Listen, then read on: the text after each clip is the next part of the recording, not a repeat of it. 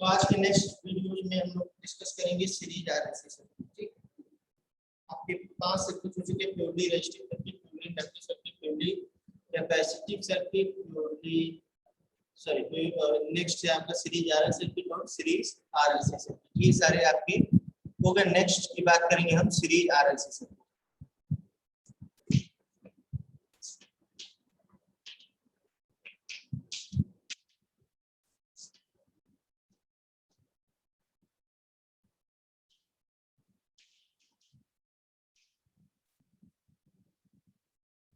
कल आप लोगों के यूनिट 2 के चैप्टर वाइज आपको नोट्स भेज दिए गए हैं। अभी 2 चैप्टर की और उसमें आपको नोट्स भेजने हैं।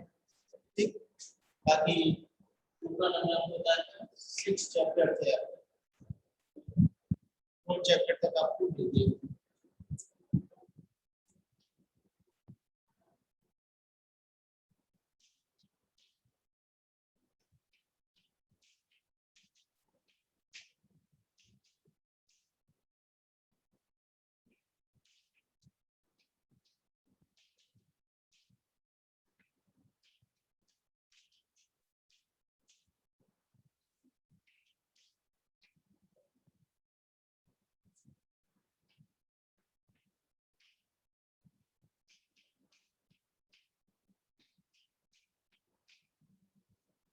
यहाँ पे हमने एक सीरीज आरएलसी सर्किट ले रखा है। सीरीज आरएलसी सर्किट में क्या होता है, एक प्योरली रेजिस्टिव एलिमेंट, एक प्योरली इंडक्टिव एलिमेंट और एक प्योरली कैपेसिटिव एलिमेंट आपस में सीरीजली कनेक्ट होते हैं एक दूसरे से, एक सीरीज फॉर्म में एक दूसरे से कनेक्ट होते हैं, जिसके क्रॉस हम 20 वोल्ट एफर्ट्स की सप्लाई देते हैं। जिसके क्रॉस हम 20 वोल्ट एफर्ट्स की सप्लाई देने के कारण वहां से एक आई एम्पीयर का करंट फ्लो करता है। क्या होता है, वहां से एक आई एम्पीयर का करंट फ्लो करता है।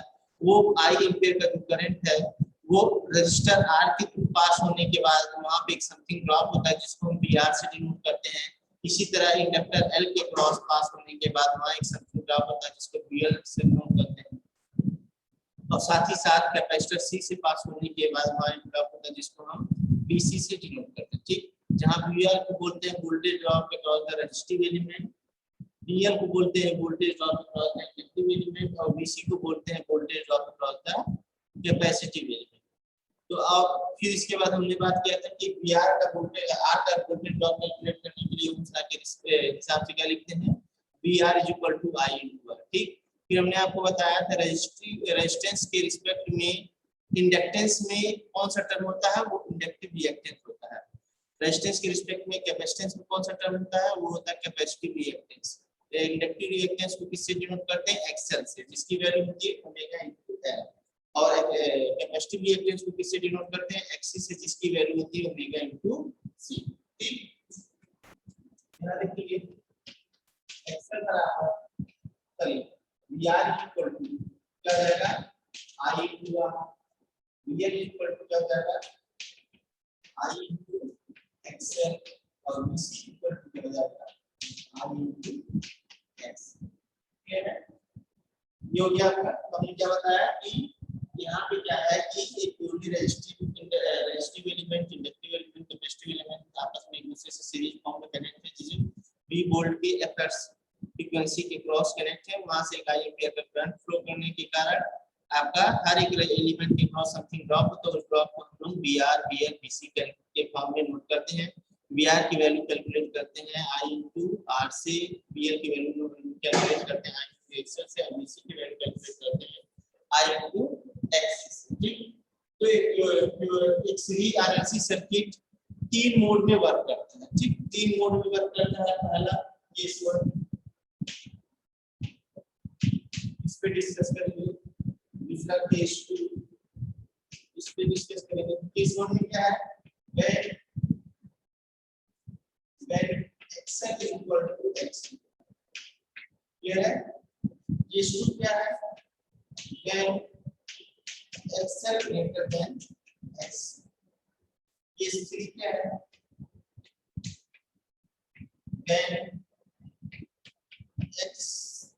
xl less than xc या फिर xc greater than xc। इन 3 मोड में बात है। अब देखिए जब xl xc के बराबर हुआ केस 1 में, तो bl की वैल्यू है i से bc की वैल्यू है i से क्लियर है बात? यानी कि जब एक्सएल और एक्सी सेम हो जाएगा और आई तो दोनों में सेम है क्योंकि वो सीरीज फॉर्म में, इसलिए आई सेम है, यानी कि ऐसे केस में क्या होगा तब बीएल बीसी के बराबर, then VL then VL equal to VC. यहाँ पे क्या होगा, देन अब आपका एक्सएल बड़ा है एक्सी से, यहाँ करेंगे बीएल और बीसी के क्या हो जाएगा, बीएल भी बड़ा हो जाएगा बीसी से। इस केस में क्या है, एक्सएल छोटा है एक्सी से, तो जब एक्सएल और एक्सी को आप करेंगे तो इस केस में क्या होगा, बीएल लेस देन बीसी। ठीक, ये तीन मोड में वर्क करता है। तो तीन मोड में तो पहला पॉइंट ये बताया गया कि जब दिए हुए एक्सएल और एक्सी की वैल्यू को आपस में कंपेयर कराएंगे और आपस में कंपेयर कराने के बाद अगर आपको ये लगता है कि एक्सएल आपका ग्रेटर देन है, sorry XL is equal to है आपका एक्सी से, तो उस केस में क्या होगा, एक्सएल अगर ग्रेटर देन है एक्सी से तो क्या होगा, और आपका एक्सएल अगर छोटा है एक्सी से तो क्या होगा। ठीक है ना जी। इस मोड में हम बात करेंगे तो हमने आपको बताया उस केस में जब एक्सएल एक्सी के बराबर होगा तो उस केस में हम क्या करेंगे, बीएल बीसी के बराबर बताएंगे, और एक्सएल जब ग्रेटर देन एक्सी होगा तो वहां पे बीएल ग्रेटर देन बीसी होगा, और साथ ही साथ और जब हमारा एक्सएल लेस देन होगा बीसी से तो उस टाइम हमारा बीएल भी लेस देन होगा बीसी से। ठीक, तो इस पॉइंट में होता क्या है, अब उसको हम आपको नोट्स के हेल्प से समझाते हैं, देखें आप लोग।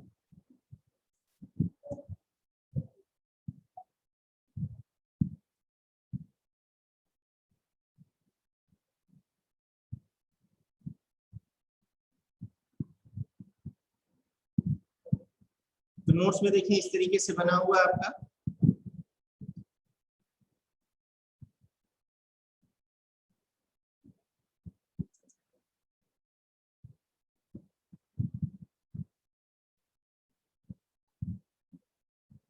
यहाँ पे देखिए रेजिस्टिव इलेक्ट्रिक कैपेसिटिव और सीरीज में जोड़ के रखा हुआ है, उसके क्रॉस बी वोल्टेज पर सी फ्रीक्वेंसी सप्लाई कर रहे हैं। तो ये सारी चीजें तो ऊपर वाली चीजें सारी बताई दी गई हैं, voltage cross resistive element VR की वैल्यू बता दिया गया, I into R voltage of cross inductive element ये बता दिया गया, VL equal to I into XL, और इसी तरीके से voltage drop across capacitive element बता दिया गया आई इनटू एक्स। ठीक, फिर आपको हमने बात किया कि series RLC circuit operates in 3 different mode. ठीक, हमने आपको बताया 3 डिफरेंट मोड में काम करता है। ठीक, और साथ ही साथ ये भी बताया जा रहा है सर्किट में जो हम वी और आई यूज कर रहे हैं, सर्किट के अंदर जो वी और आई यूज कर रहे हैं वो अपने आरएमएस फॉर्म में है। ठीक, उनको अपने आरएमएस फॉर्म में यूज किया जा रहा है। अब देखिए केस 1 क्या है, केस 1 ये बताया गया जब when XL is greater than XC, तो आपको बताया गया VL is equal to, sorry when XL is equal to XC तो क्या बताया गया, then VL is equal to VC. Case 2 में क्या बताया गया, when XL greater than XC, तो आपको बताया गया कि बीएल भी ग्रेटर देन बीसी से है। और जब तीसरा केस है आपको बताया गया कि एक्सी ग्रेटर देन एक्सएल या कहते हैं एक्सएल लेस देन एक्सी, तो उस केस में क्या बताया गया, बीसी ग्रेटर देन बीएल। ठीक, अब देखिए इसमें होता क्या है, पहले केस 1 में पढ़े, देखिए क्या लिखवाया गया, बताया गया है कि in this case reactive element XL and XC cancel to each other and circuit behaves as a purely resistive circuit। समझ में आ रहा है बात, क्या बताया जा रहा है, जब XL और XC की वैल्यू क्या हो जाएगी, इक्वल हो जाएगी, तो उस केस में आपका जो सर्किट होगा, ठीक, उस केस में जो सर्किट होगा वो किस तरीके से बिहेव करेगा, प्योरली रेजिस्टिव सर्किट की तरह। प्योरली रेजिस्टिव की सर्किट की तरह क्यों बिहेव करता है, क्योंकि सप्लाई वोल्टेज और सप्लाई करंट के बीच का जो एंगल होता है वो जीरो आता है।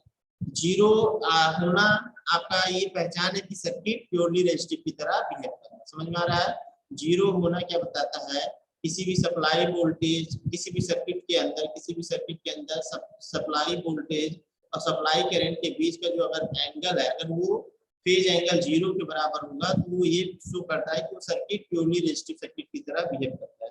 तो कैसे ये ऐसे करता है, तो इसको समझेंगे हम लोग यहाँ पे केस 1 वाला मोड। केस 1 वाला मोड के लिए हम लोग क्या करेंगे, फेजर डायग्राम पढ़ेंगे। तो फेजर डायग्राम ड्रा करेंगे, तो हमने आपको बताया था कि सीरीज के केस में हम लोग क्या लेते हैं, सीरीज के केस में हम लोग सीरीज के केस में हम लोग क्या लेते हैं, जो कॉमन होता है उसको रेफरेंस लेते हैं। सीरीज के केस में जो कॉमन होता है उसको क्या करते हैं हम लोग, रेफरेंस रिफरेंस लेंगे तो आई क्या हो जाएगा, इस तरीके से रिफरेंस ले लेंगे आई को, क्लियर है, आई को रिफरेंस ले लिया। तो रिफरेंस लाइन को हमने आपको हमेशा बताया कि हॉरिजॉन्टली ड्रा करना, और रिफरेंस लाइन का मतलब वो जीरो पेज, समझ में आ रहा बात, रेफरेंस लाइन का मतलब उसका पेज क्या है, जीरो, क्लियर। रेफरेंस जिसको भी लेते हैं उसको ये समझ करके रेफरेंस लेते हैं कि उसका पेज जीरो। आगे बढ़ा जाए और हमेशा रेफरेंस को इस तरीके से हॉरिजॉन्टली ड्रा करें। अब बात करेंगे इस आई के पास होने के कारण आर के क्रॉस का ड्रॉप क्या हो जा रहा है, बी आर, आर के क्रॉस का ड्रॉप क्या हो जा रहा है, बी आर, ठीक। तो ये जो आर के क्रॉस का ड्रॉप बी आर हो जा रहा है, तो आर क्या है, प्योरली रेजिस्टिव एलिमेंट है, और इस आर में पास होने वाला करंट आई ही है, और उसके क्रॉस होने वाला जो ड्रॉप है वो बी आर है। यानी कि प्योरली रेजिस्टिव एलिमेंट के लिए आपने पढ़ा था कि वोल्टेज और करंट कहाँ होते हैं फेजर डायग्राम, तो आपको बार-बार बताया जा रहा है, हर एक सर्किट में आपको पढ़ा है कि एक प्योरली रेजिस्टिव सर्किट के अंदर वोल्टेज और करंट कहाँ होते हैं, सेम लाइन में। सेम लाइन में क्यों होते हैं, क्योंकि उनके बीच का जो फेज डिफरेंस होता है या जो फेज एंगल होता है वो कितना होता है, जीरो होता है, क्लियर है। फेज एंगल कितना होगा, जीरो, यानी कि बिहार को अगर हमको रिप्रेजेंट करना होगा इस पीरियड डायग्राम में, कहां रिप्रेजेंट करेंगे, यही के ही रिप्रेजेंट, क्लियर है। अब बात करेंगे क्या, इंडक्टिव एलिमेंट, ये करंट पास आर के पास होकर आगे बढ़ेगा, आर के पास होकर आगे बढ़ेगा, एल में जाएगा, तो एल के थ्रू भी सेम करंट पास हो रहा है, यानी कि एल के थ्रू पास होने वाले करंट की वैल्यू आई है, लेकिन उसके क्रॉस होने वाला जो वोल्टेज ड्रॉप है वो क्या है, वीएल है। तो अब बात करेंगे एक प्योरली इंडक्टिव सर्किट के अंदर, एक प्योरली इंडक्टिव सर्किट के अंदर वोल्टेज और करंट में क्या रिलेशन होता है फेजर डायग्राम, समझ में आ रहा बात। एक प्योरली इंडक्टिव सर्किट के अंदर वोल्टेज और करंट के बीच में क्या रिलेशन होता है फेजर डायग्राम में, उसका डिस्कशन हम लोग करेंगे, ठीक। तो एक प्योरली इंडक्टिव सर्किट के अंदर वोल्टेज और करंट के बीच में क्या रिलेशन होता है कि करंट से जो वोल्टेज होता है, ठीक, वो क्या होता है, लीड करता है कि लैग करता है। तो आप लोग जब उसको देखेंगे, पढ़ेंगे, समझेंगे तो आपको दिखेगा क्या कि वोल्टेज कहाँ होगा। अगर हम वोल्टेज, हमने आपको बताया था कि अगर वोल्टेज हम क्या लेके चलते हैं, V max sin omega t लेके चलते हैं, तो करंट का इक्वेशन क्या आया था हमारा, करंट का इक्वेशन आया था I max sin omega t minus pi, ठीक। यानी कि वोल्टेज क्या होता है, करंट से 90 डिग्री लीड करता है, समझ में आ रहा है बात। वोल्टेज क्या होता है, करंट से 90 डिग्री लीड करता है, ठीक। रिकॉल करने के लिए एक बार आपको दिखा दिया जा रहा है, यहाँ पे स्क्रीन शेयर कर करके आपको दिखा दिया जा रहा है कि प्योरली इंडक्टिव सर्किट में आपको देखिए ये बताया गया था,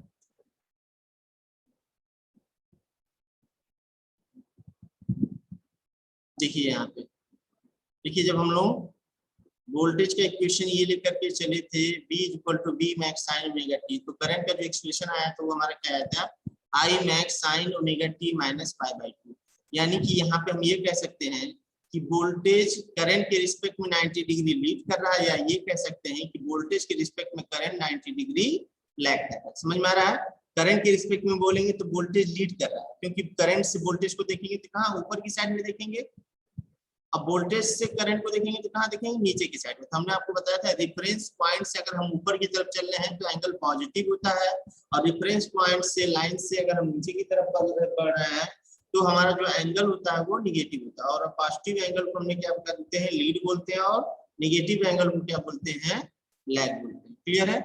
यानी कि हमको अगर वोल्टेज को यहाँ पे ड्रॉ करना होगा, इसके लिए कहाँ ड्रॉ करेंगे, 90 डिग्री ऊपर, ठीक, इससे 90 डिग्री, आई से 90 डिग्री बनेगा, ठीक। अब बात करेंगे जो करंट L में पास हो रहा है वो आगे बढ़कर किसी में भी जाएगा, कैपेसिटिव एलिमेंट में, कैपेसिटिव एलिमेंट में पास होने के बाद उसके क्रॉस का जो ड्रॉप हो रहा है वो BC होगा, ठीक। तो वो जो कैपेसिटिव एलिमेंट है वो किसकी तरह बिहेव कर रहा है, as a purely capacitive element की तरह, ठीक। तो प्योरली कैपेसिटिव सर्किट में आपको बताया गया था कि प्योरली कैपेसिटिव सर्किट में पास होने वाला करंट और उसके क्रॉस होने वाला जो वोल्टेज ड्रॉप है वो आपस में क्या रिलेशन रखते हैं फेजर डायग्राम में। तो आपको ये देखा होगा या ध्यान में होगा या नहीं ध्यान में होगा, तो आपको बताया जा रहा है कि अगर हमने वोल्टेज का इक्वेशन अप्लाई किया था, वोल्टेज अप्लाई किया था V equal to V max sine omega t, तो वहां पे मिलने वाला जो करंट का एक्सप्रेशन था वो क्या था, I equal to I max sine omega, sorry I equal to I max sine bracket में omega t plus pi by 2। तो इससे ये समझ में आ रहा है कि वोल्टेज का अगर equation V max sine omega T है यानी कि उसका फेज 0 है, और करंट का इक्वेशन अगर I equal to I max sine omega t plus pi by 2 यानी कि उसका फेज 90 है, ठीक। तो यानी कि प्लस पाई बाय 2 होने के मतलब रिस्पेक्ट से अगर आप देख रहे हैं यानी कि वोल्टेज का फेज 0 है, ये प्लस 90 यानी कि वोल्टेज से करंट क्या कर रहा है, 90 डिग्री लीड करेगा फेजर में, ठीक। एक बार रिकॉल करने के लिए आपको हम स्क्रीन शेयर करके वो प्योरली कैपेसिटिव सर्किट का दिखा दिया जा रहा है।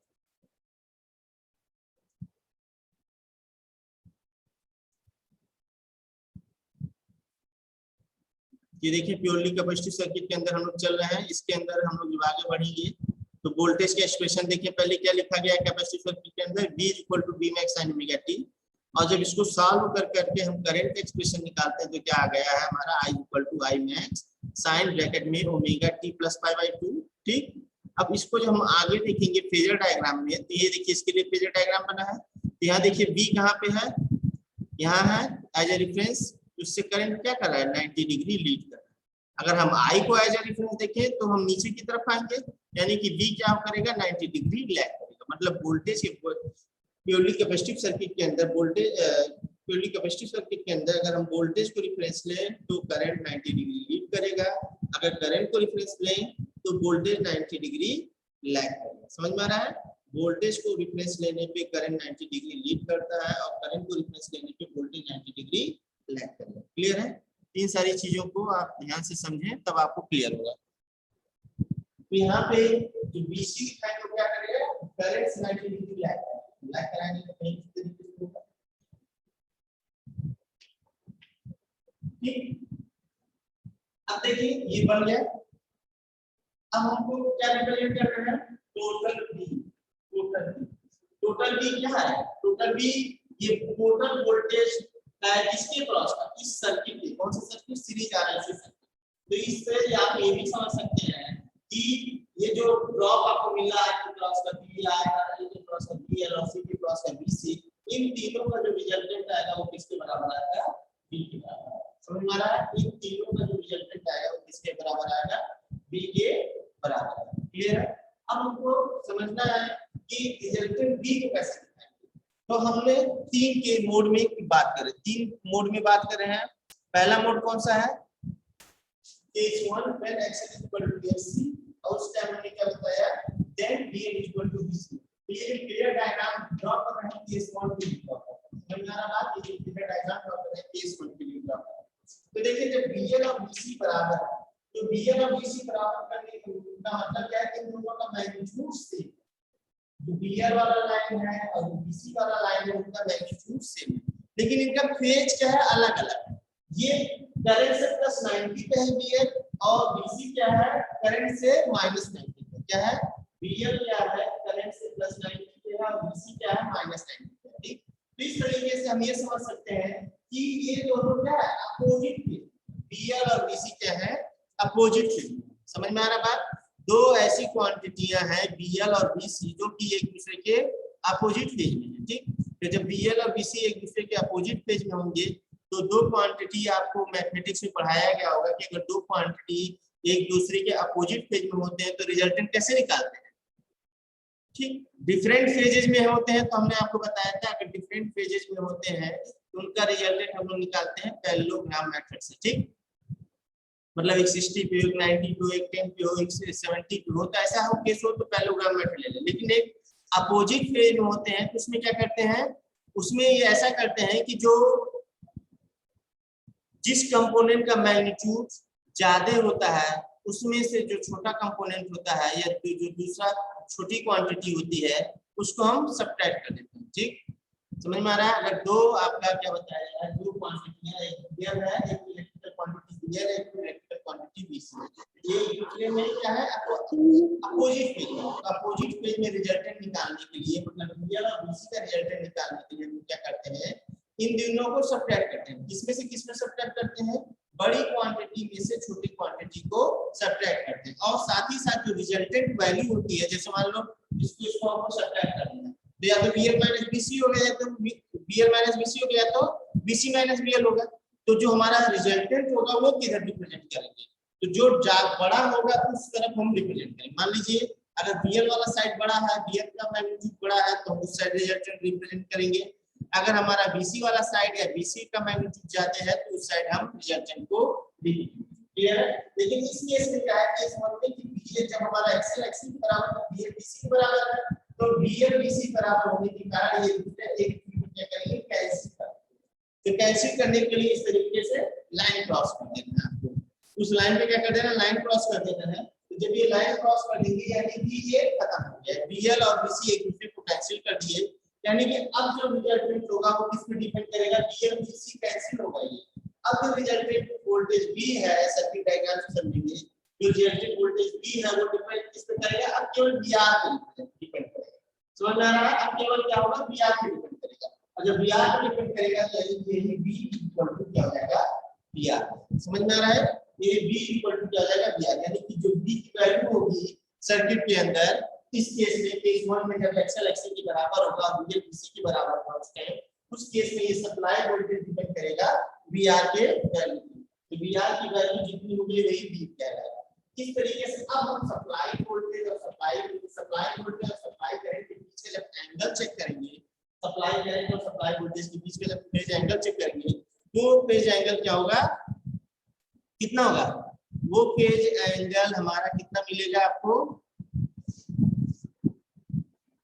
0 मिलेगा। क्यों 0 मिलेगा, क्योंकि ये जो एक वोल्ट सप्लाई वोल्टेज B और सप्लाई करंट I, ये एक ही लाइन पे रिप्रेजेंट हो रहा है। एक ही लाइन पे रिप्रेजेंट होने का मतलब वो एक दूसरे के पैरेलल है, और पैरेलल में एंगल कितना बनता है, 0। यानी कि सप्लाई वोल्टेज और सप्लाई करंट के बीच का जो फेज एंगल होगा, तो इसमें हम ये सारी चीजें नोट करते रहेंगे।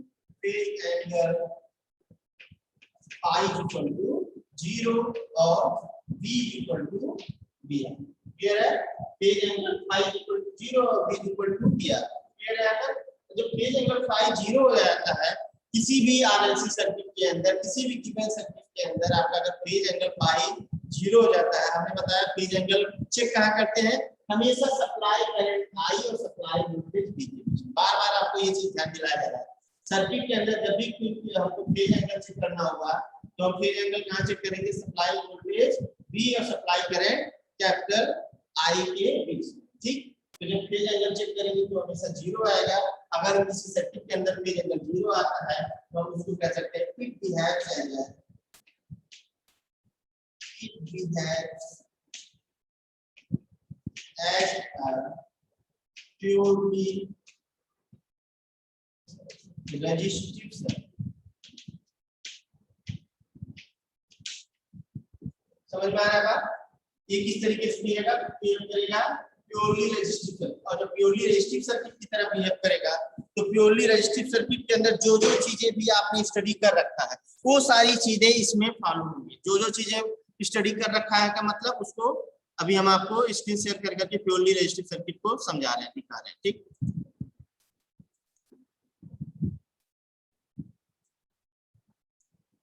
तो देखिए प्योरली रेजिस्टिव सर्किट चैप्टर 2 में आपको ये सब बताया गया था। तो प्योरली रेजिस्टिव सर्किट के अंदर आपको जब हमने बताया था कि अगर वोल्टेज हम किसी प्योरली रेजिस्टिव एलिमेंट के क्रॉस का वोल्टेज अगर हम अप्लाई करते हैं V equal to B max sin omega t, तो उस टाइम जो करंट मिलता है हमको कितने के बराबर मिलता है, I equal to I max sin omega t। और वहां पे जो हमको I मैक्स की वैल्यू होती है वो डिपेंड करता है किस पे, B मैक्स अपॉन R पे। किस पे डिपेंड करता है, B मैक्स अपॉन R पे। तो देखिए यहाँ पे कौन कौन सी चीजें आपने कैलकुलेट किया था, वो सारी चीजें इस केस 1 में फॉलो होंगी। तो केस 1 में आपका क्या क्या फॉलो होगा, फेज एंगल हमेशा phi 0 दिखेगा, हमेशा सप्लाई वोल्टेज और सप्लाई करंट सेम लाइन में दिखेगा। इंस्टेंटेनियस पावर जब आप कैलकुलेट करेंगे तो ये कितने के बराबर होगा, P equal to V max I max into sin square omega t। ठीक, ये किसके बराबर होगा, V max I max into sin square omega t।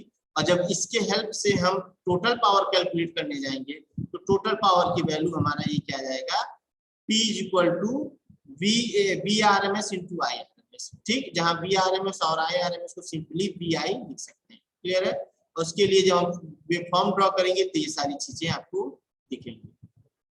ये हो गया केस 1 की चीजें। अब आगे बात करें केस 2 में चला जाए अब हम लोग।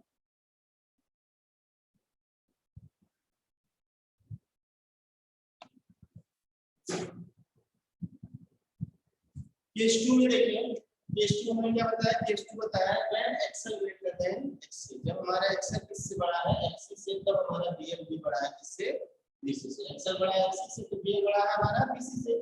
अब देखिए ऐसे केस में क्या होगा, अब हम ये जो फिगर डायग्राम समझेंगे किसके लिए समझेंगे, केस 2 के लिए।